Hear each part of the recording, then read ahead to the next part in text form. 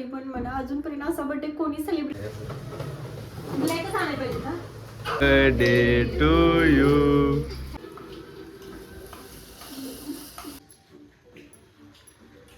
Hello नमस्कार, नीलम थोरात पुन्हा एकदा स्वागत करते नवीन आणि छान अशा इंटरेस्टिंग एका व्हिडिओमध्ये. तर मॉर्निंग तर झालेलंच आहे, तुम्हाला पण गुड मॉर्निंग.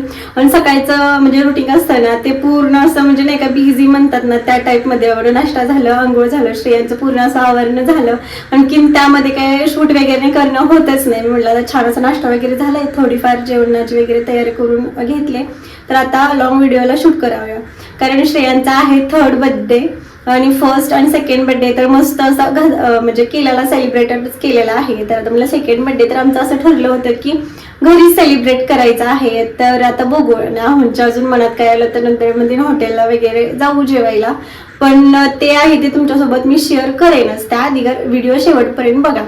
तर पहिला बर्थडे ना, 1st बर्थडे सगळ्याच पॅरेंट्सचं असं असतं की 1st बर्थडे हा मोठा म्हणजे सेलिब्रेट करायचा. आमचं पण तसंच होतं. आणखी नाहुनी पूर्ण असं नाही का 6 महिन्याच्या आधी गरज म्हणून ठरवून ठेवलेलं की बाबा ह्या बर्थडेला मस्त असा केक आणायचा, डेकोरेशन म्हणा, जेवण वगैरे म्हणा, नॉनव्हेज वगैरे होतं म्हणजे 1st बर्थडे त्याच्या दिवशी. आणखीन एवढे हौस आहेत ना हो आमचे. पहिल्या बर्थडेला त्यांनी डीजे वगैरे सांगितलेलं, म्हणजे ऑलमोस्ट आपण असं बघतो की नाही लग्नात वगैरे डीजे वगैरे असतो, म्हणजे लग्नात वगैरे असतो. मला तर असं माहितच आहे बाबा लग्नात वगैरे डीजे वगैरे असतात. पण आमच्या आहोंनी बर्थडेला डीजे आणलेला म्हटल्यावर बघा एवढ्या हौस आहेत ना काय सांगायलाच नको. आणखीन पहिल्या बर्थडेला डीजे वगैरे सांगितला होता. मला तर असं वाटतं म्हणजे अख्ख्या पॅटर्नमध्ये कोणीच वगैरे नाही, आमच्या माहेरी पण म्हणा सासरी पण म्हणा अजूनपर्यंत असा बर्थडे कोणी सेलिब्रेट केला नव्हता. तेव्हा त्यांनी एवढा मोठा सेलिब्रेट केला होता ना. 1st बर्थडेला डीजे वगैरे म्हणा काही म्हणा म्हणजे भरपूर हौशी आहेत. आणि 2nd बर्थडेला पण मस्त असं डेकोरेशन करून फोटोग्राफर वगैरे होता, फोटो वगैरे काढायला म्हणजे प्रत्येक शेड आणि प्रत्येक मेमरीज आपल्या आठवणीत राहावं म्हणून त्यांचं सर्व असं असतं. आणि हौशी तर म्हणायला तर खूप हौशी आहेत. माझं पण डोहाळे जेवण म्हणा नंतर ना बाकी काही असो म्हणजे पूर्ण हौशीने वगैरे असं करतात.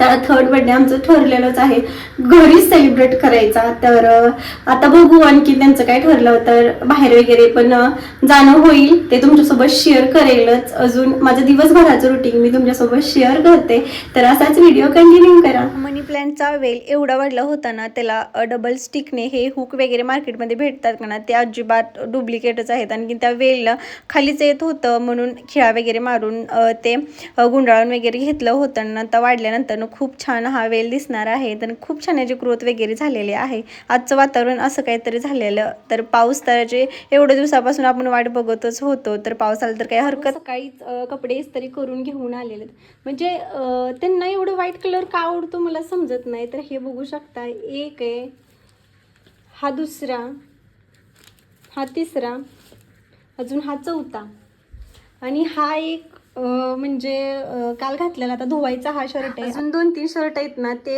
असेच वरती म्हणजे कबडमध्ये आहेत. म्हणजे एवढा व्हाईट कलर का आवडतो मला माहित म्हणजे कळतच नाही. आणखीन म्हणजे मला तर असं होतं एकाच कलरचं नाही का तेच घालूच वाटत नाही. पण ह्यांचे एवढे व्हाईट कलरचं प्रेम आहे ना, तरी म्हणजे ऑलमोस्ट 10-12 तरी कपडे असतीलच व्हाईट कलरचे. पटकन सर्व काम वगैरे आवरायचं होतं कारण डेकोरेशनचं साहित्य वगैरे आणायचं होतं ना. आज असंच ठरलं होतं की घरीच बर्थडे सेलिब्रेशन करायचं म्हणून सकाळी सगळं आवरून जेवण वगैरे लवकरच आवरून घेतलं होतं. आणखीन घरातलंही आवरत होते, बेडशीट वगैरे चेंज वगैरे करून घेतली. आणखीन बाहेर वगैरे जाणार आहे तर ते पुढे दाखवते. रेडमध्येच दाखव.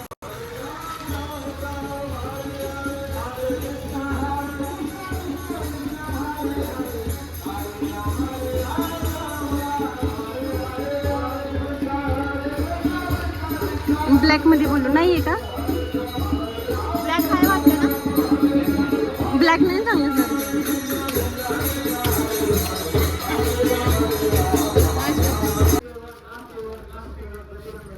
दाखव, हा ते गोल्डन मध्ये दाखव. बाहेर जाऊन सर्व साहित्य वगैरे बी घेऊनच आले होते. पहिल्या दुकानामध्ये जे बघितलं तर साहित्य वगैरे पाहिजे तसं काही भेटलं नाही डेकोरेशन साहित्य. मग दुसऱ्या दुकानामध्ये छान असं पाहिजे तसं वगैरे भेटलं. मग तिथून वगैरे घेतलं डेकोरेशन साहित्य. सेकंड बर्थडेला पण श्रेयांच्या असंच झालं होतं की येलो आणि ब्लॅक कलरचीच वगैरे थीम होती. डेकोरेशन वगैरे केलं होतं ना. पण आता ह्या वेळी म्हटलं व्हाईट आणि येलोमध्ये करावं, तर वॉल म्हणजे नाही का ऑफ व्हाईटमध्येच म्हणजे भिंतीचा वगैरे कलर होता, तर थोडंसं डिफरंट दिसत होतं. पण इट इज ओके. छान असं डेकोरेशन वगैरे झालं होतं. आम्ही दोघांनीच मिळून हे सर्व डेकोरेशन वगैरे केलं होतं. कसे बलून लावायचे, बलून वगैरे फुगवायचे आणि आमची बोलणं म्हणजे डेकोरेशन कमी बोलणंच वगैरे जास्त चाललं होतं.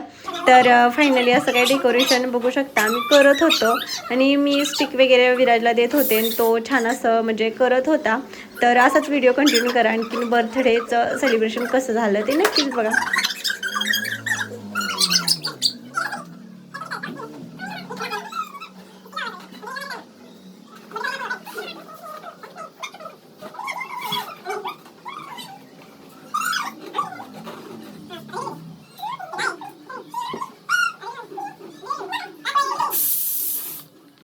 डेकोरेशन करत बर्थडेचं जेवणाची ही तयारी वगैरे करून घेत होते. छान असं म्हणजे पनीर, डाळ, चपाती, पापड वगैरे असं मस्त असं बेत होता आज. आणखीन मसाला वगैरे मी बनवून घेतलाच होता. म्हटलं फोडणी वगैरे द्यावी आणि माझं वगैरे आवरून घेतलं होतं.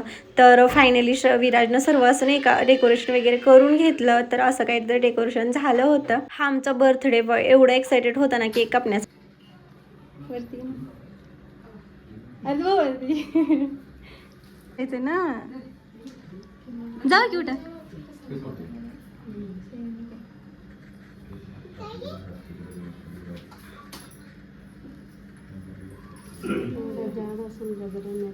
काय गजरा आहे का नाही? बर्थडे व्हायच्या अगोदर सगळं केक पाहिजे.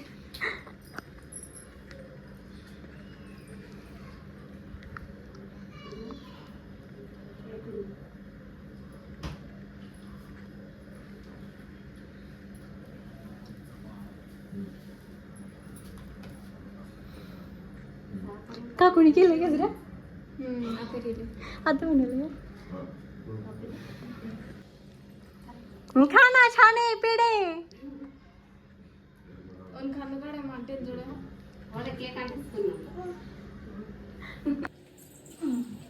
तिकडे बघ.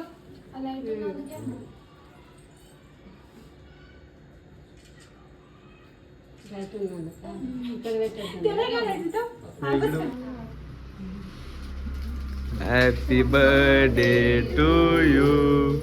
Happy birthday to you. Happy birthday, dear Shreyansh. Happy birthday to you.